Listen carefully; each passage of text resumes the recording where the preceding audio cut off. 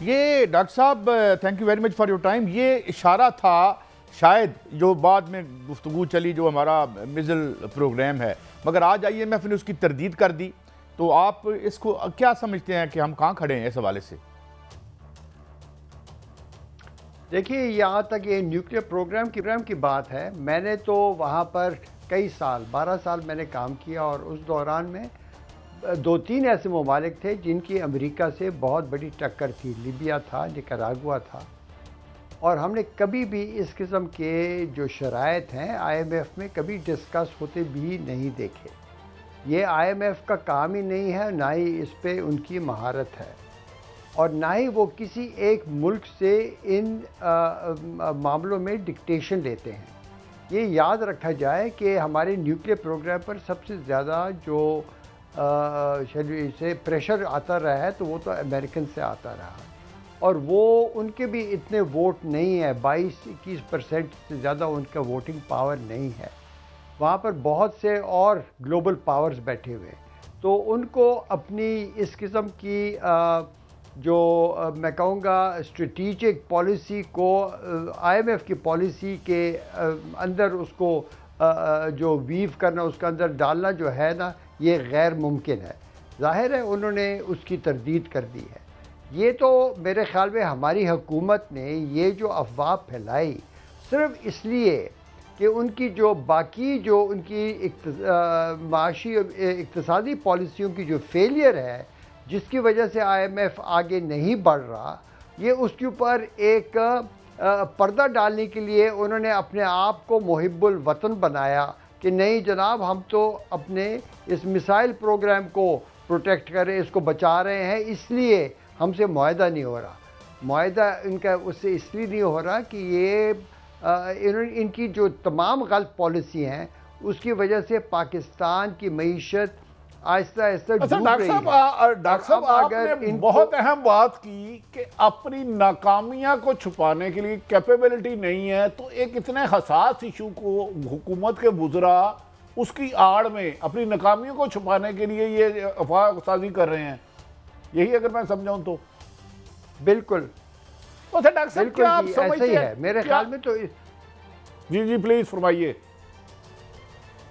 نہیں آپ سوال کریں. اچھا ڈاکٹر صاحب گزارش ہے کہ کیا وجہ ہے کہ 13 جماعتیں ملی ہوئی ہیں، ہر قسم کی سپورٹ بھی ہے، اور اسحاق ڈار صاحب 4 دفعہ کہہ چکے ہیں صبح ہو رہے ہیں معاملات آئی ایم ایف سے ایگریمنٹ، کل ہو رہے ہیں، صبح ہو رہے ہیں، تو ابھی تک ہو نہیں پا رہے. اس کی وجوہات کیا ہے اور اس کے نقصانات مزید کیا ہو سکتے ہیں خدا نخواستہ؟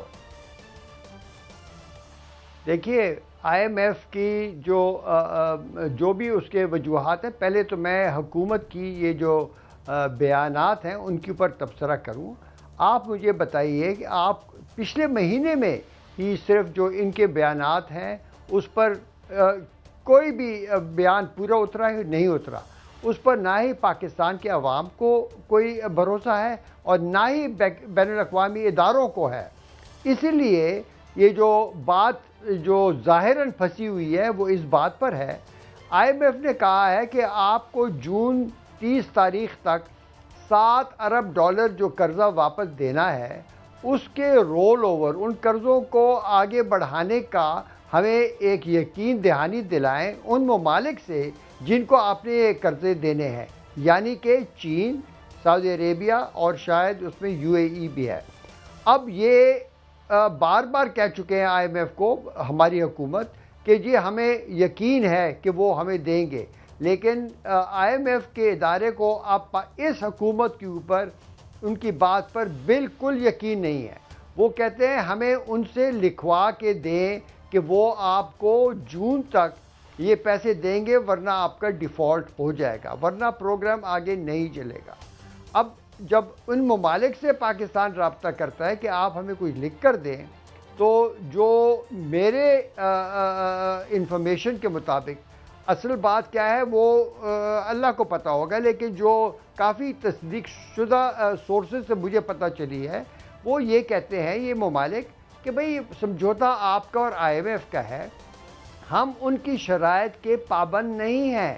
ہم اپنی مرضی سے، اپنے ٹائم سے، اپنی شرائط کے مطابق آپ کو یہ لون رول اوور کریں گے، لیکن بہرحال وہ یہ کہتے رہے ہیں کہ ہم نے آپ کو بار بار قرضے دیے، وہ آپ نے ضائع کیے۔ ملک ہر بار جب آپ لوگ پھر آتے ہیں تو وہ پہلے کی نسبت زیادہ مشکلات میں پھنسا ہوا ہوتا ہے۔ آپ مہربانی کر کے ایک ریفارم پروگرام لائیں، اور اگر ہمارے پاس کوئی ریفارم پروگرام کی وہ شکل نہیں ہے تو آپ آئی ایم ایف کے ساتھ سمجھوتا کر کے لائیں۔ وہ کہتے ہیں آئی ایم ایف کو پہلے کریں، آئی ایم ایف کہتا ہے پہلے ان سے آپ لکھوا کے لائیں۔ تو اس میں جو ہم پھنسے ہوئے ہیں وہ اس لیے کہ پاکستان کی حکومت کی کوئی سٹینڈنگ نہیں ہے، نہ آئی ایم ایف کے پاس، نہ ہی ہمارے ان دوست ممالک کے پاس۔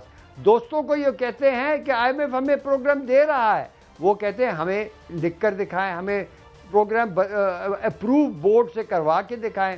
اور جب آئی ایم ایف کے پاس جاتے ہیں وہ کہتے ہیں ہمیں لکھ کر لائیں ان ممالک سے۔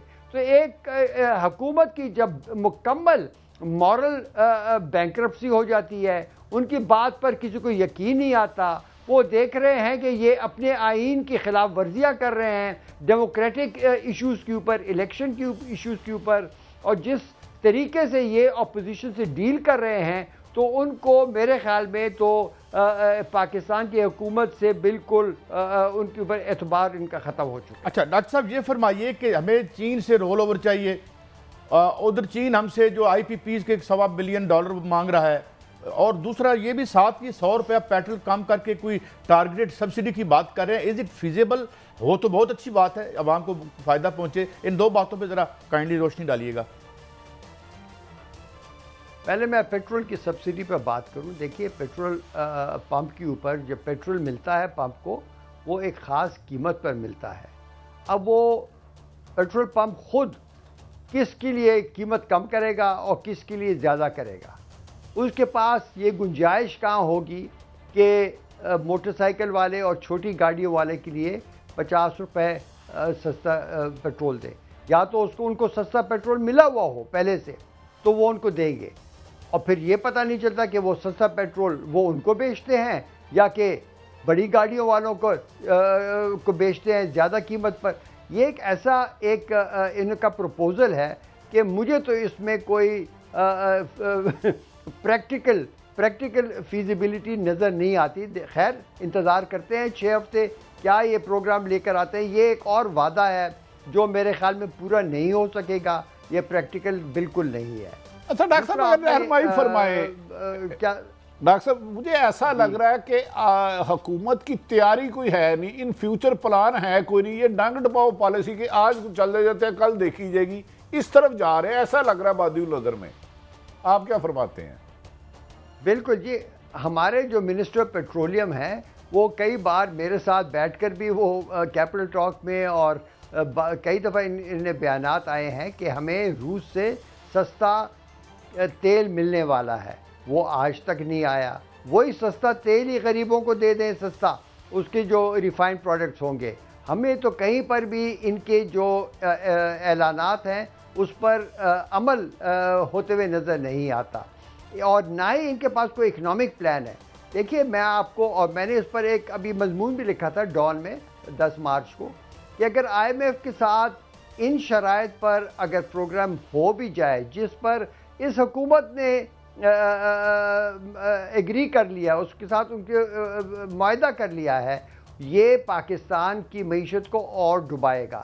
دیکھیے جو آئی ایم ایف کی شرائط ہیں وہ اس ملک کی پالیسیوں کے مطابق وہ شرائط بنتی ہیں۔ اگر ان کی پالیسیاں غلط ہوں گی تو وہ جو اتنی سخت شرائط رکھتے ہیں وہ ہمیں ہماری معیشت کو اور ڈبوتی ہیں۔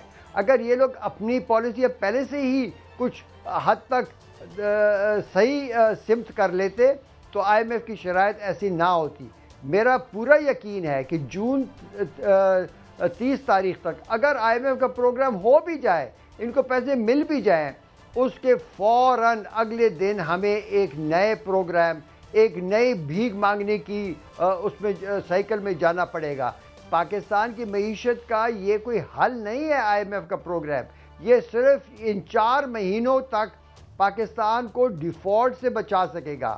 اس کے بعد کیا ہوتا ہے وہ تو حالات اگلے سال کے اس سے بدتر ہوں گے۔ آپ کو میں ایک مثال دے دوں، آج اخبار میں آیا کہ ہمارا جو کرنٹ اکاؤنٹ ڈیفیسٹ ہے وہ اور بھی کم ہو گیا ہے. کرنٹ اکاؤنٹ ڈیفیسٹ اس کو کہتے ہیں جو پاکستان کی بین الاقوامی ڈالر کی خریدنے اور کمانے کی اور خرچ کرنے کے جو بیلنس ہوتا ہے وہ ہے, اس میں بہتری آئی ہے. وہ بہتری آئی ہے باوجود اس کے کہ آپ کے جو ایکسپورٹس ہیں اور جو آپ کی ریمیٹنسز ہیں وہ 19% ایکسپورٹس کم ہوئی ہیں, 9% آپ کی ریمیٹنسز کم ہوئی ہیں. تو آپ کے اگر ڈالر کی کمانے کی جو کمائے ہوئے ڈالر اتنے زیادہ کم ہو گئے ہیں, اس کے باوجود اگر بہتری آئی ہے وہ اس لیے کہ انہوں نے امپورٹس مکمل بند کر دی ہیں. ایل سیز کسی چیز کی نہیں کھل رہی, اور اس کا اثر کیا ہوتا ہے, آپ کے کارخانے بند ہو رہے ہیں, اسی لیے آپ کے ایکسپورٹس بھی کم ہو رہے ہیں. اس وقت جو سٹاکس میں جو تھوڑی بہت اشیاء پڑی ہیں وہ مارکیٹ میں ہیں. اس وقت معیشت بند ہونے کو جا رہی ہے. یہ لوگ ان کے پاس یہ کمانے کی کوئی صلاحیت رہی نہیں, نہ معیشت میں اور نہ ہی کسی چیز کو چلنے دے رہے ہیں. اور جس طریقے سے انہوں نے ایک پولیٹیکل انسرٹنٹی پیدا کر دی ہے, اس میں تو نہ کوئی انویسٹ کر رہا ہے, نہ کوئی امپورٹ کر رہا ہے, نہ کوئی ایکسپورٹ کا آرڈر لے سکتا ہے کہ پتہ نہیں وہ اس کو پورا کر سکے گا کہ نہیں. یہاں پر تو صرف سود کی مد میں یہ لوگ بینکوں کو بے تحاشا پیسہ دے رہے ہیں. اس سال انہوں نے ابھی سود کی جو شرح ہے وہ 20% تک پہنچا دی ہے. دیکھیے اس سال صرف سود کی مد میں بجٹ سے 5,000 ارب روپے جو ہے وہ بینکوں کو جائے گا. آپ کے جتنے بھی ٹیکسز ہیں اس کا 65% پیسہ تو صرف کمرشل بینکس کو جائے گا. تو آپ تک کیا پہنچے گا, معیشت تک کہاں پہنچے گا؟